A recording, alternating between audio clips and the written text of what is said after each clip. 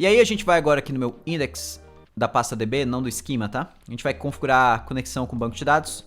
É bem simples, eu vou importar de dentro de Drizzle ORM /node Postgres. Eu vou importar Drizzle e eu vou importar o env aqui dentro. Então, env import, eu vou exportar uma constante DB, que é igual a Drizzle env.database URL. E aí aqui eu passo também a configuração, passo casing, snake case também. Essa configuração precisa estar nos dois lugares. E aí no meu esquema, a gente vai fazer o seguinte, vou criar aqui um arquivo, webhooks, que vai ser a minha tabela de webhooks, e aqui dentro a gente vai fazer a configuração da nossa tabela. Então vou exportar uma constante, webhooks, pgtable, webhooks, que é o nome da minha tabela em si, e aqui quais campos eu vou ter na tabela. Então aqui eu vou ter um campo de ID, por exemplo, que ela é do tipo text, cuidado para importar sempre aqui ó, de pgcore, para não importar de um outro driver, né? Vai ser a minha primary key. Esse text aqui vai ser o meu ID, só que eu não vou usar um ID incremental, 1, 2, 3, 4, 5, 6, por vários motivos que um ID incremental pode gerar de problemas na nossa aplicação. E se você não conhece, vai no YouTube da Rocket City, vai lá, bota estratégia de IDs e você vai encontrar um vídeo lá que eu explico a diferença de um ID incremental, um UID, IDs que são time sortable. Bom, eu explico tudo isso lá dentro. Aqui a gente vai estar utilizando o UID na sua versão 7, tá? Se eu usar o UID que vem do próprio Node ou o ID que já vem instalado por padrão no Postgres, eles vão estar usando a versão 4. A versão 4 do UID, ela é ok, ela funciona bem, porém ela tem um problema que ela não é time sortable, ou seja, eu não consigo fazer uma ordenação de registros da minha tabela usando o ID como base. Então, quando eu uso o UID v7, um registro que é criado hoje, se eu comparar, né, fazer uma ordenação com outro registro que foi criado ontem, eles vão estar sempre ordenados conforme a data que eles foram criados. Então o próprio ID armazena, digamos assim, a data, timestamp que ele foi criado. Isso permite eu fazer, por exemplo, a paginação via cursores, que é algo que a gente vai fazer aqui para aplicar esse funcionamento de paginação infinita. Mas logo a gente vai falar um pouquinho mais sobre isso. Como o Node ainda não tem uma biblioteca ele não tem internamente o ID v7, como o Bun tem, por exemplo, a gente vai instalar uma lib para isso, que é o ID v7 aqui dentro. E eu vou importar de dentro de o ID v7, o UID v7. E aí agora aqui, ó, eu posso só simplesmente jogar aqui a um ponto, passo esse $default function e eu executo a função UID v7 e ele vai preencher automaticamente esse ID aqui com um ID válido. E aí a gente vai ter aqui alguns dados, né? Essa tabela ela vai armazenar as requisições feitas, né? Então toda requisição tem um método que não pode, o método é obrigatório, né? Não tem como não ter o método. O path name, que também é obrigatório. O IP, que originou essa requisição. A gente vai ter um status code, que é um integer. Cuidado para importar aqui do pgcore. Ele também não pode ser nulo, tá? E aí eu vou botar aqui um default nele 200, que seria o padrão, né? Digamos assim. Um content type, text. Esse pode ser nulo. Um content length, por exemplo, que é o número de bytes do nosso conteúdo, do body. E aí agora a gente vai ter 3 informações que são importantes, que é das requisições, né? Então, por exemplo, os query params ou search params, tanto faz, vou botar de query params, que eu vou salvar como um JSON B, JSON binário,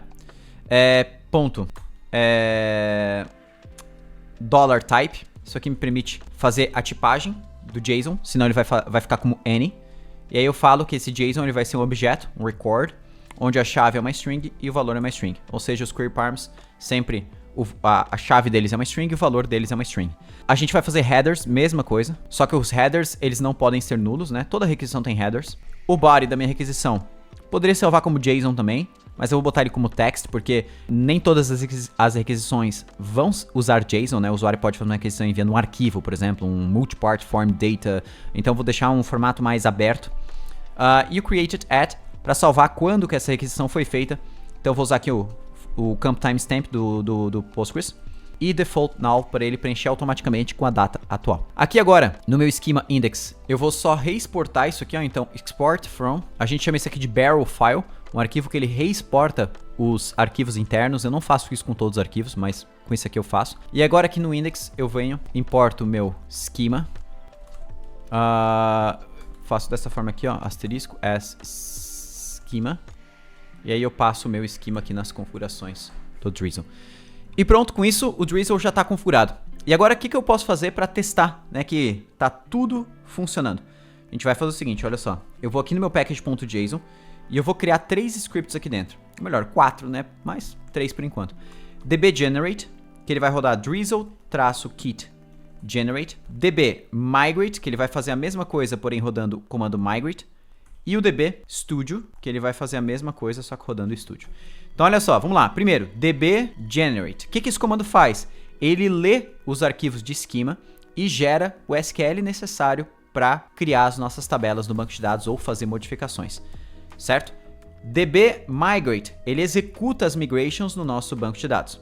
Veja que aqui ele deu auth failed, então ele não deu certo. Vamos ver aqui, ó. A gente criou então docker webhooks 5432, vamos ver como é que tá. Docker, docker, localhost 5432 /webhooks user.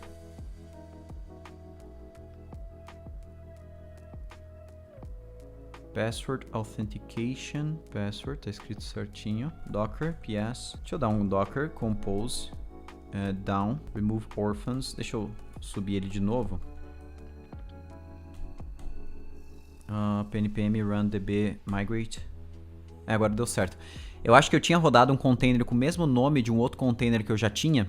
E aí por isso que ele deu erro, tá? É legal a gente vir aqui, ó, dar um container name e a gente botar um nome nele, por exemplo, webhooksdb. Salva. E aí agora eu vou dar um docker compose down, docker compose up-d. E aí faz com que agora ele tenha um nome específico. E aí ele não gere conflito com outros containers que eu já tenha criado antes.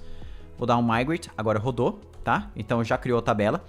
E o último comando, que para mim é um dos mais legais do Drizzle, ele cria basicamente uma URL que eu posso acessar para visualizar o meu banco de dados. Então, só de eu copiar essa URL aqui, ó, e colocar no meu navegador, olha só, eu já tenho uma interface aqui, ó, para visualizar todo o meu banco de dados. Olha que interessante. Então já está aqui, ó, webhooks, consigo visualizar a tabela inteira. Claro que ela não tem registros ainda, né? Posso configurar temas e tudo mais aqui dentro. Mas olha só, eu consigo também aqui, ó, no Database Studio, ó, ver a estrutura da nossa tabela. Olha só que interessante, né? A parte de...